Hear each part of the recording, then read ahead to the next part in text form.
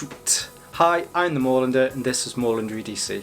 Instead of coming from the Moorlands where it's very rainy and very windy today, I've flown out on the business jet, not fooling anyone, to somewhere sunny because we're talking about the Sun and the Solar Adventurer 2 from PowerTraveller.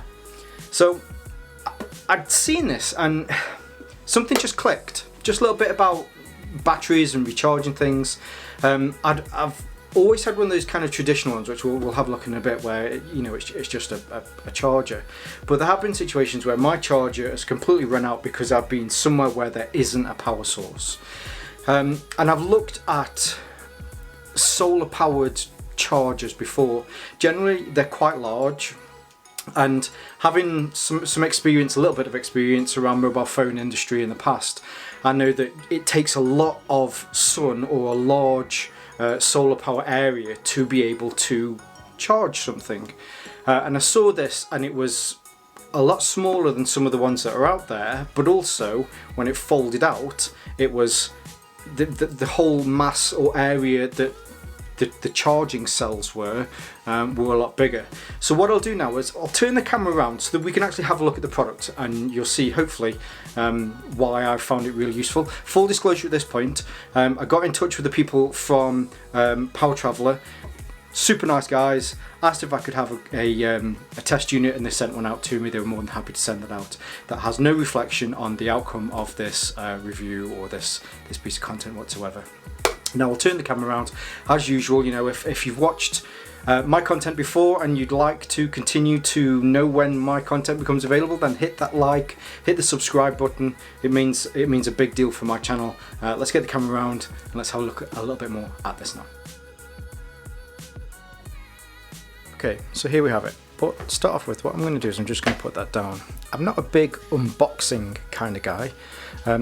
However, I did think on this instance what I would do is just go through the box itself. As far as the unboxing experience is concerned, it feels like a premium product. It really does. It's the box is very nice. It's got that kind of iPhone, Samsung Galaxy kind of feel to when you're opening it.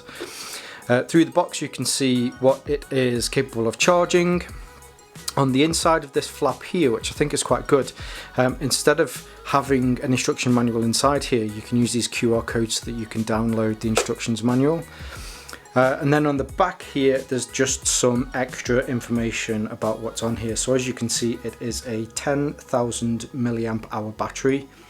It is IP65 rated, so it is waterproof and dustproof.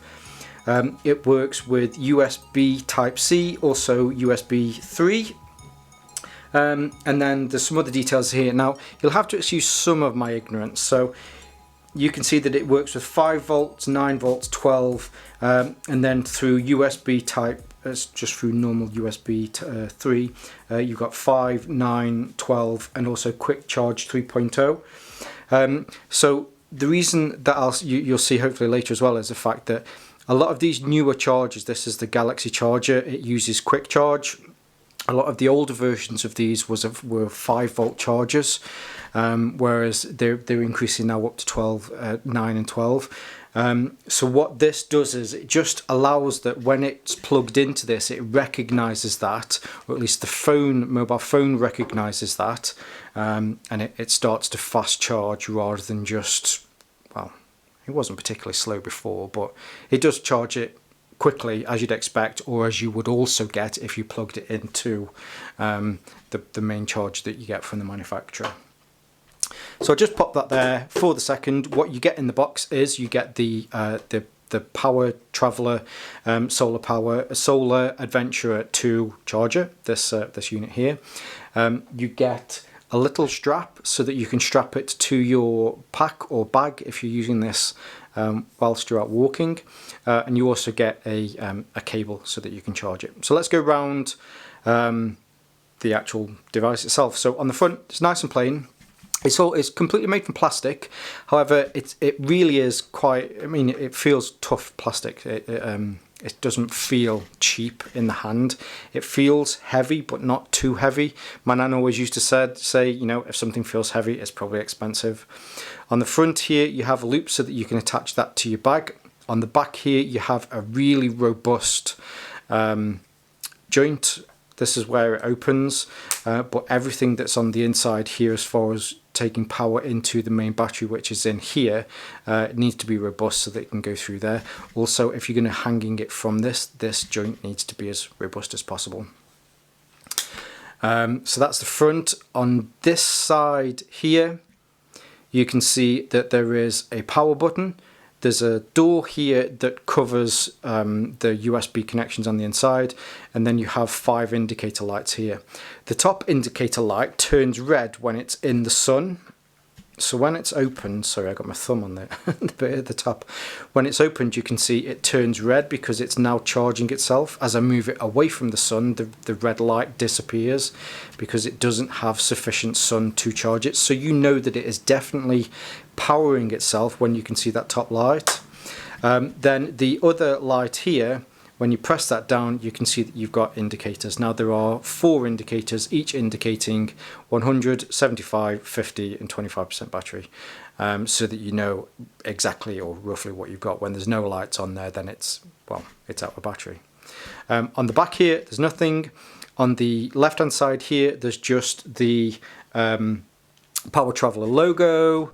Get back to the front, there's nothing there. On the bottom, so all of the details that you had on the box here as far as the different types of charges and voltages that come through each of the different USB ports, it's all on there. It says that it's made in China.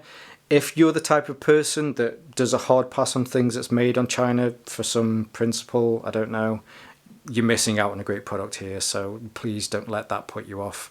It is very well built, and I have absolutely no issues with the build quality whatsoever.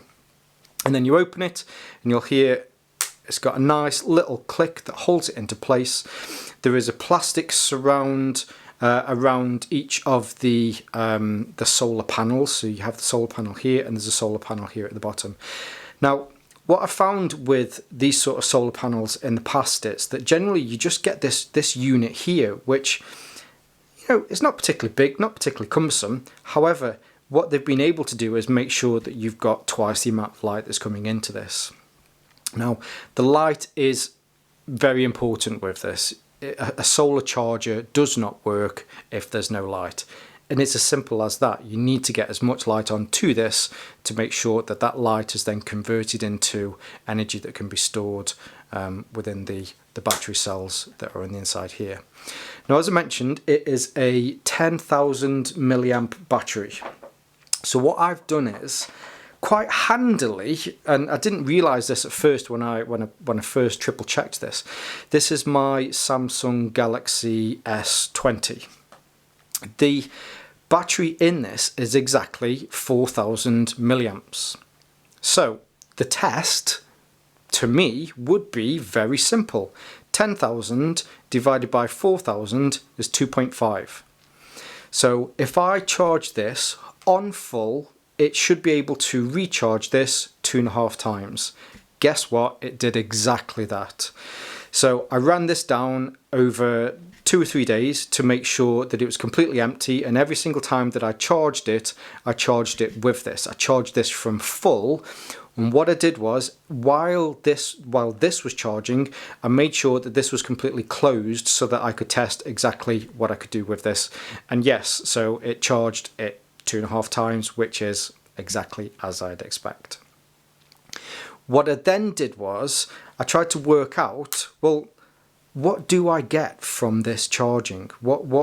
How much sun can I get back into this? Now, unfortunately, today is a very miserable, horrible day here in the UK, but we have just gone through a really warm period. So what I did was, I charged this on full. I then charged this whilst it was attached to this in the sun. So instead of getting 2.5 days charging this, I charged it and then charged this, allowed this to charge in the sun and then charge this. So every single time this was charged, I recharged this back in the sunlight, and what I found was I got closer to 3.5, nearly 4 days recharging this. Now we live in a world of consumer electronics where you want the most out of something, and to get an extra 1.5 days out of this with this it's just perfect. For me, when I'm working abroad, there are a lot of instances where I don't have any power. So I need to be able to make sure that I can keep charging this if I'm away from a power unit, and I can do that with this. I can guarantee that if I'm in a sunny environment, I can get 2.5 days from this. If I'm in a sunny environment and there is a room there that I can continue to charge this, I can get more like 3.5, 4 days out of this whilst still being able to charge this. And that is perfect. It absolutely sings to me. Now there were some other things that I charged. I charged my Garmin Fenix 3. I also charged a Hero Session. I charged a couple of different flashlights. And what I found with all of these other items was that whilst they were being charged by this and then keeping this open during the day, I didn't have to recharge this through mains electricity. There was sufficient enough that by charging each of these, and I did them on separate days instead of doing them all at once on one day, that when I had this, I didn't then have to recharge this purely because of the sun. So if you were to take this, what I've found is to take this and completely run this flat. And again, this is on, I mean, these days were absolutely glorious. I put this out in the sun, I ran it completely flat. It did take 4 days from completely flat to charged. And now, so I have to take this with a little bit of pinch of salt, because on the last day, I left it outside and forgot that it was 4 here rather than the 5th one. So I left it out a little bit longer, so it's probably about 4.5 days. So between 4 to 4.5 days to completely charge this from empty to full. Now you might sit there and you might think, wow, that's quite a long time for something to recharge. But this is on the kind of the fringe of things that you'll need to get it from empty to fully finished. Hopefully within those 4 days you'd come across something where, you know, you'll be able to get some electricity and you'll be able to put something back into this. And I think that's realistically where you need to think about having this charge and having it outside. It's great to be able to have the sun to be able to recharge this, but the sun's there really as a backup for the periods in which you then don't have something that you can charge it from the mains. Which is why something like this, let's say you were out camping, you were out for months on end, to be able to keep recharging your watch. This has GPS built into it, you're going on a long adventure maybe, to be able to have this strapped to the back of your bag and to be able to constantly re-energize this. Or maybe if you had a larger Garmin unit that you were charging as well, to be able to charge this whilst you're out and then not have to recharge this through mains, again, is perfect. I see this, well, definitely I'm going to keep this in my pack whilst I'm out and about. I'm going to use this in future for all future testing. But if you had, say, a Nightcore HC35 like this, and this was your truck flashlight, you went out, you did whatever you needed to do with this, you came back to your truck, you plugged it in, you know, you recharged it. When you noticed that this was low, you left it in your truck, you know, charging. When it was charged, you put it away. In the meantime, you're still being able to recharge this. This is the perfect pairing for this kind of unit. It also works perfectly with this. As I say, you know, I've got more out of this than I was expecting to get out of this. And I think that's a testament to the fact that, you know, you've got some technology in here to make sure that, one, this charges exactly the same time that it would do if you plugged it into the mains. But two, they've been able to make sure that there's as much of this surface area in here to get as much light and energy to charge that as well. Plus, as an extra bonus, you know, this thing feels, hey, disclaimer, this isn't indestructible. If you drop this out of a window, it probably will break. But as far as ratings concerned, you know, it's IP65 rating. There's enough there to make sure that if I'm using this out in the moorlands and it is wet, I'm not going to worry about it too much. On the side here, as I mentioned, you have this little doorway here, super thick. That's probably trying to work that out. It's probably about 3, maybe 4 millimeters thick. When you push it in, you have to make sure it's in there. You know, there's not going to be any water getting in here. Also, this button is completely sealed as well. So yeah, I am thoroughly impressed with this. Now I do get to this point usually, and I try to think, is there anything that I would change about this? And I really don't think there is. If anything, actually, yeah, maybe one thing, and this is possibly, and again, this is super nitpicky. Here you do have some lanyard loops. What I would do is, if possible, and I don't think it would cost much more money to do this. So at the top here, you have the strap so that you can strap it to your bag. It would be great if you could also add in some sort of lashings for here. What I've found is that it does swing a little bit. Now I've used some paracord and I've put some through here, and then attached that to the molle on my pack, and it stops it from swinging out a lot.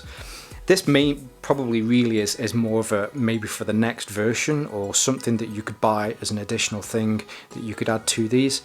If you've got some paracord, it's free. You've already got the paracord. It works very well. If they were to make these holes slightly larger, not too large, but slightly larger, it would just make it a little bit easier to be able to lash those on. That would be great. Other than that, I really can't think of anything that I would change about this. I think that it is very good, and yeah, it's great. So the Solar Adventurer 2 does exactly as I'd expect from it. In fact, it does a little bit more. It's restored my faith in solar charging. It's charged better than I was expecting that it would do, given my history with previous solar chargers. And as far as the performance in being able to recharge my electricals from this unit, it's actually outperformed what I was expecting of it, because it has the ability to be able to fast charge my mobile phone. Then it gets it charged in exactly the same time as it would do if I plugged it into the mains. Yeah, I think this is brilliant. It really has restored a little bit of faith in solar charging. Yeah, it's great. I'd even go as far as to say, you know, I definitely recommend this. In fact, you'll probably see, not even probably, you'll definitely see in future videos for bag reviews, kit reviews, that sort of stuff, you'll see this in there. This is going to be something that I'm going to keep as regular kit, so that when I do reviews on other things, this is going to be the standard as far as putting some sort of battery pack, that sort of stuff into future bags. So huge thank you to PowerTraveller for sending this to me. As I said at the beginning of the video, this is no reflection on the outcome of this. It turns out I really do think that it's a great piece of kit. If you'd like to see, I mentioned this at the beginning, but if you'd like to see more from me, then please feel free to subscribe and also hit that bell notification. I don't know why there's 2 buttons. YouTube decided that there needed to be 2. What that'll do is, as soon as my content becomes available, you'll be able to watch that and hopefully enjoy it. If you have enjoyed this, please smash on that like button. If you'd like to share this, that would be absolutely amazing. It helps for me to build my community. As far as community is concerned, look out for me on Instagram, Moorlander_EDC. I'll leave some links below for the websites that you'll need to check for this. But for now, stay safe, stay Moorlander, and stay EDC.